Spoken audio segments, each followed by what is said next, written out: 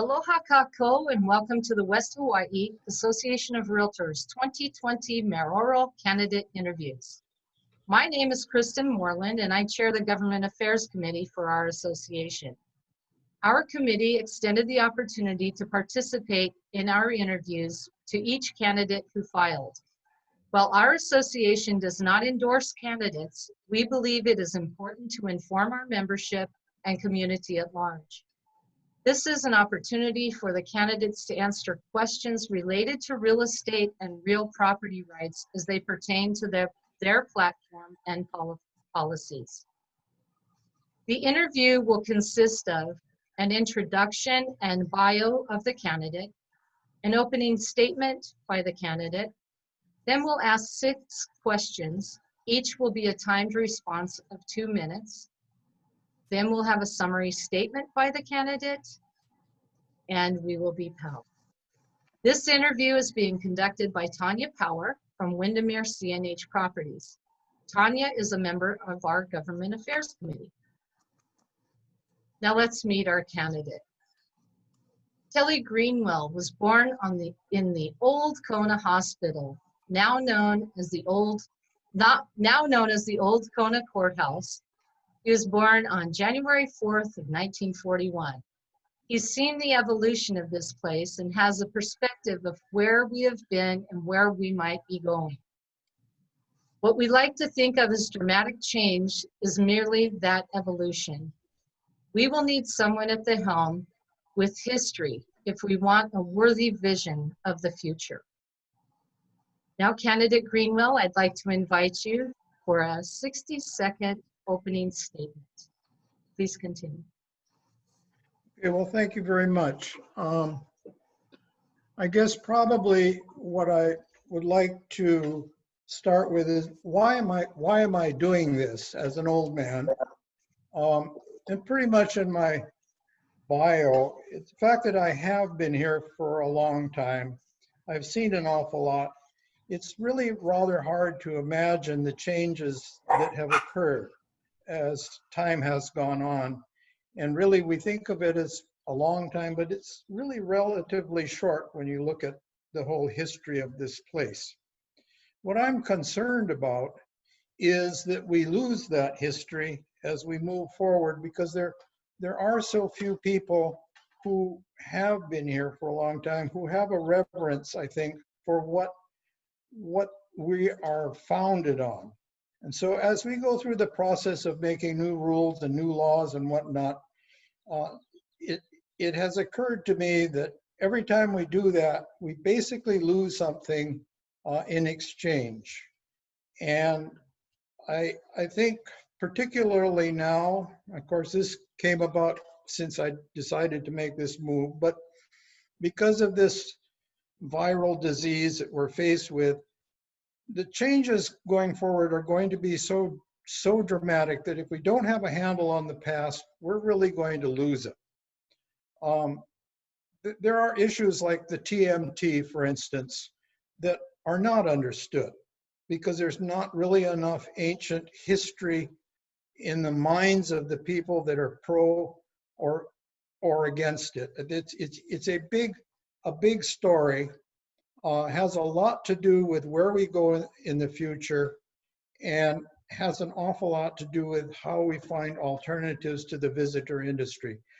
My concern is that we have put so much effort into attracting visitors here that we've overlooked what needs to be done to keep our economic validity alive. And this disease that we're faced with really magnifies the problem. And so I'm basically here doing this, not really because I want to be your mayor, but because I do want you to hear what I have to say. I think Thank you, candidate. Thank you very much. And let's proceed with the questions. Thanks, Kelly, for being here. Our first question, and this is the only really long one, is on permitting. In 2015, the Department of Business, Economic Development and Tourism released a report for housing demand, saying the Big Island needed 21,564 additional housing units by year 2025. We're nowhere near this goal. Contractors cite one of their biggest challenges is the time the permitting approval process takes. Our current permitting process is complicated by a lack of effective communication and procedures between the approving departments.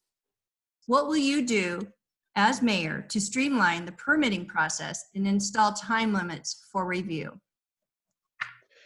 Okay, well, to begin with, I think the figure of 21,000 is probably conservative. Frankly, if we are going to do anything to really revitalize and power our economy here, we're going to have to have more professional people. We're going to have larger operations going on, companies moving here to do business, etc. And I think that's a very conservative figure. The other thing is, I'm concerned that there are going to be more people moving here because there are less and less attractive places around the planet to move to.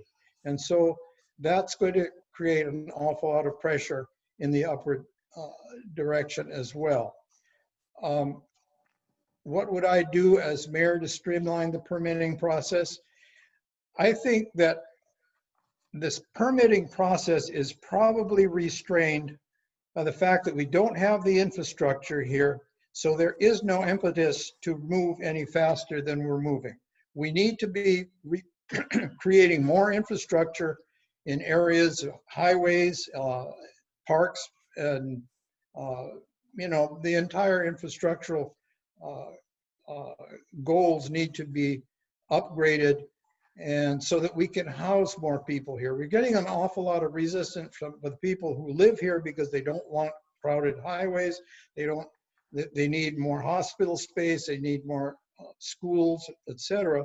So government is using that as a reason for not speeding up the zoning process. So one, you know, hand holds the other as we're moving forward with this thing. And I think we're going to have to look at that. I would like to take more time, but I'll get into some other part of that later in other questions. Thank you. Great, thank you. Our second question is regarding workforce housing. Everyone agrees that there is a need for more affordable housing on the Big Island. Workforce housing brings housing closer to jobs, alleviates traffic congestion, and promotes healthier families and communities. What ideas do you have to develop and support development of workforce housing? Okay, one of the things I think we have to keep in mind that we probably haven't thought very much about up until now is that there is going to be probably a rather different attitude about work and from where we work. In other words, we're finding that a lot of people are able to stay home and do the work that they did in offices. That's going to have an impact, a positive impact on reducing the number of people going from place to place. So right now, as we're all aware, a lot of people are driving long distances, etc. So one of the things I think we need to do is we probably have to use some of the state land to create housing zones which is not competitive with a lot of the regular real estate development, so that you can have affordable housing where you don't have to pay a whole lot for the land. Since the state owns so much land and over so much of the island, I think that's a place we need to concentrate on. So it's really making housing cheaper and work from home kind of thing, I think is going to come into effect fairly soon. Great, thank you. We're gonna go back to how to deal with the state in a question down the road here. This next question is on zoning. This is a two-part question. What is your position on short-term vacation rentals in both non-conforming and resort node locations? And what is your plan to open additional properties for the non-conforming use designation? Okay, going back to what I said earlier about opening up more state land, we'll take part 2 first. I do think that, like in the case of agricultural parks and whatnot, there needs to be housing parks perhaps, or some innovative or creative way of looking at that. And just briefly, I want to say that we keep looking at these things as problems when in fact they are opportunities. And down the road, I want to talk a little bit more about those opportunities. On part 1 of the questions, short-term rental vacations, etc., I'm a strong believer that the state, county, government in general needs to stay out of that issue. If you buy a property within a say subdivision that has strong CC&Rs, then that's fine. You have to abide by those CC&Rs. That's a civil issue. But I believe that when somebody has a home, they can do anything they damn well please in that home, as long as it isn't you know, imposing upon the neighbors and etc. I don't, you know, one of the things, I mean, if by some strange chance I am your mayor, I want to see no new laws basically, and get along with what we have and try and resolve these issues within the, you know, within the subdivision where those homes and whatnot occur. I don't think that we have to have more rules and regulations. We got enough of those things. Thank Okay. you. Thank you. The next question, we're going to continue with our important issue of short-term vacation rentals. With the COVID-19 restrictions, short-term vacation rental owners have not been able to rent their units. Would your administration extend the current expiration of the short-term vacation rental use permits through the year-end 2021 complimentary in light of the inability to rent out our units? Okay, basically on that one, the complimentary extension, as far as I'm concerned, I would extend it. I wouldn't have it in the first place. You know, going back to what I said earlier, I think these are issues that have to do with other considerations, and I don't think we should have rules. As far as the COVID thing is concerned, I will say this about my feelings there. We haven't been hit yet. We have no idea. This is probably a disease which, from a botanical or the standpoint of the biology of this thing, we don't understand it. And to have any ideas as to where we're going to go from here to there, I think it would be premature.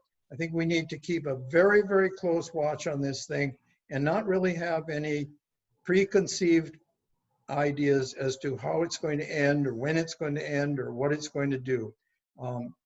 It's going to be a tough one. It's the toughest thing that I've seen since I was born here. And again, you know, I've been here for a long time and I ain't seen anything like it. Yeah. Thank you. Yeah, it's a tough one. Our next one goes to our state and county questions that you were hitting on earlier regarding infrastructure improvements. There are many areas of the island that the responsibilities of the county and the state overlap, such as roads. If elected, what do you propose to coordinate state and county projects? Okay, one of the issues that was brought up when I was in the county council was how the state handled certain restrictions on their roadway system. And the answer I got to my question in that area was, well, it's a state highway, so we can't impact what the state does. Well, I say that's nonsense. It may be a state highway, but it's county citizens that are impacted by what the state does. I would like to see all of the roads turned over to the county and have the county do it. And then we have the capacity to build some sort of a responsibility for the aesthetics of what the roads look like. We can have a better idea of how the roadway systems coordinate financially. And to that end, I think that we need to go to the to Washington to get the kinds of money that we're going to need to develop a highway system on this island. The money is available. As I've said to others, and I'll say it again, there's a $900 billion farm bill out there, which we got money to build on Hokolole with, and we can do the Ali'i bypass and whatever. And we can do it as a county. We don't need the state's participation. And I think we need to move in that direction. And if I am the mayor, I'd make a very strong push towards getting to Washington and getting some of these projects that do qualify under the federal farm bill. I mean, our share of that federal farm bill is somewhere between $2 and $3 billion. And I can tell you, I've got some pretty good ideas of how we can use a good part of it. Great. Thank you. Thank you. Our last question is on taxation. The primary source of revenue is the collection of real property tax for the county. What other revenue streams do you envision, and how do you plan to balance the budget? Okay. We have said for a long time that so-and-so would make a great mayor or governor or president for that matter because he's a really good businessman. Well, government and business are the antithesis of each other. Government does what business cannot do, but government's not there to make a profit, and government's not there to have a balanced budget. Government is there to spend what needs to be spent, however it gets the money to spend. And there are many ways other than taxation. This total reliance on taxation to bring in income when there are stimulus funds available, there's, as I say, the farm bill money is available. It's just ridiculous that we think that we have to take the earned income away from the people who are in business here, et cetera, to run our government. We don't need to do that. For those of you that know me, I've talked about the Marshall Plan as the solution that was used to get us through the rebuild of Europe. We can do that same kind of concept today, and it's being brought to light because of this virus that we're experiencing. There is a silver lining there. It's an intellectual silver lining, and I think that we need to recognize that we go somewhere else other than taxes.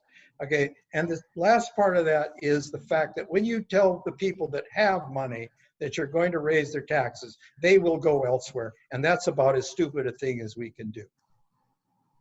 Thank you. Kelly, appreciate it. Thank you, candidate Greenwell. And now is your opportunity for a closing statement, 30 seconds. Okay, I want to go back to what I said about problem and opportunity. If we really address our so-called problems as opportunities and put them in that vein, and we start thinking about this place not as from the standpoint of not how do we save ourselves, but what is our role in saving the planet? That again is why I'm here and why I'm at this hearing today, is because I think that the role of Hawaii and the Aloha spirit needs to be broadcast across the planet. We are the people to do it. Now's the time to do it. And it's completely doable if we get in that saddle and ride that horse. So thank you.